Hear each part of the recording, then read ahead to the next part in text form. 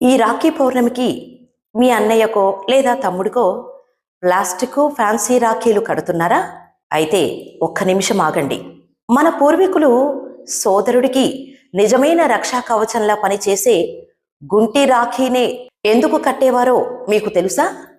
అసలు ఈ పసుపు గుంటి రాఖీ మహిమ ఏంటో, రాఖీ కట్టే సరైన శాస్త్రోక్త విధానం ఏంటో ఇప్పుడు తెలుసుకుందాం.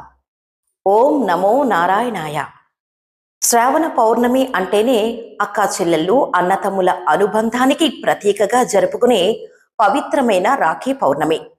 ఈ రోజుల్లో మార్కెట్లో రంగురంగుల ఫ్యాన్సీ రాఖీలు వచ్చేశాయి. కానీ మన పల్లెటూర్లలో పాతకాలంలో ఒక పవిత్రమైన దివ్య రక్షగా గుంటి రాఖీని ఉపయోగించేవారు.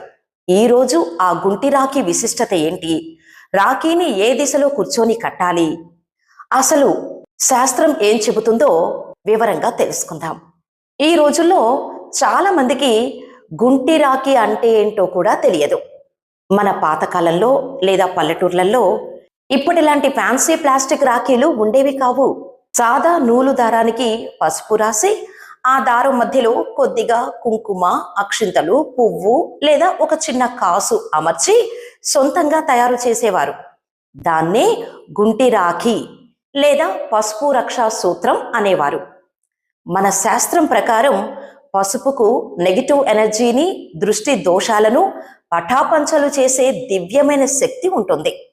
అందుకే మన పూర్వీకులు దేవుని వద్ద ఉంచి పూజించిన ఈ పసుపు గుంటి రాఖీనే సోదరుడికి కట్టేవారు.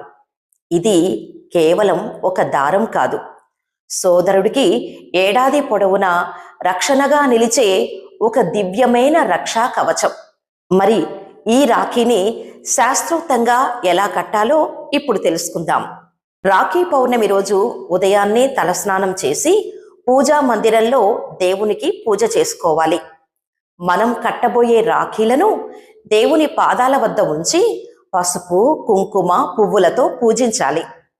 మొదటి రాఖీని మన ఇంట్లోని కృష్ణుడికి లేదా ఇలవేల్పుకు సమర్పించడం అత్యంత శ్రేష్టం.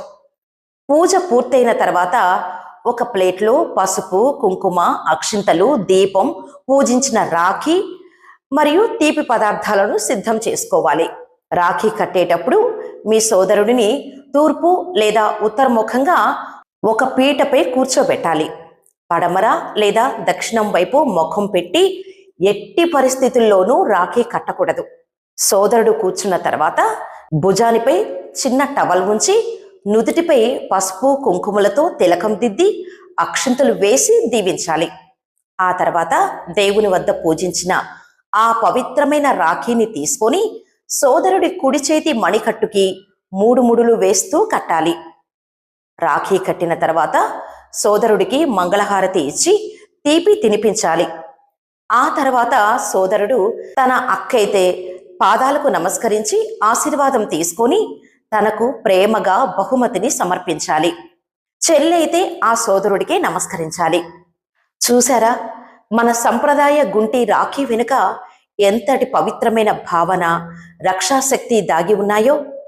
ఈ రాఖీ పౌర్ణమి మీ ఇళ్లల్లో తీపి జ్ఞాపకాలను, అక్కా చెల్లెళ్ళు అన్నాతమ్ముల అన్యోన్యతను మరింత పెంచాలని మనస్ఫూర్తిగా కోరుకుంటున్నాను. ఈ పవిత్రమైన వీడియోను మీ అక్కా చెల్లెళ్ళు అన్నతమ్ములకు తప్పకుండా షేర్ చేయండి.